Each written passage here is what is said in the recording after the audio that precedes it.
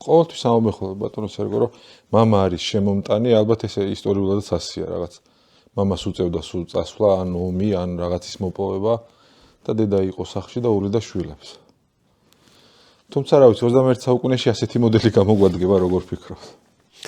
არა, რასაკვირველია, ალბათ არც მანამდე არ იყო მთლად ასე, რომ მამა მხოლოდ და მხოლოდ შემომტანი იყო და დანარჩენ საქმეში, ანუ შვილის სახლში არ ერეოდა. აი, როდესაც საქმე ეხება ვაჟებს განსაკუთრებით, მამის როლი გადამწყვეტი იყო შუა საუკუნეების საქართველოში და შემდგომ პერიოდშიც. მამა აყალიბებდა მასში იმ თვისებებს, რომელიც მამაკაცს უნდა ჰქონდეს.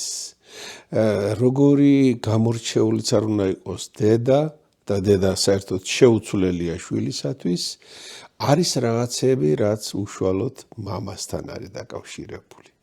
და აქედან გამომდინარე, თუ მამა აქტიურად არ იყო ჩართული შვილის აღზრდაში, განსაკუთრებით, როდესაც გარდამავალი პერიოდია, გარდამავალი ასაკი, აი 13-დან 16 წლამდე და მერეც გარკვეულწილად, ეს ერთი. მეორე, მამა უკვე როდესაც დიდია ქალიშვილი, კედელია მისთვის.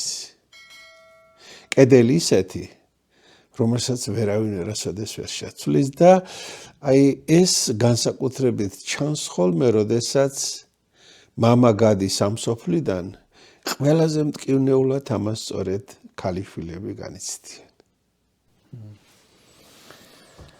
ვაჰ.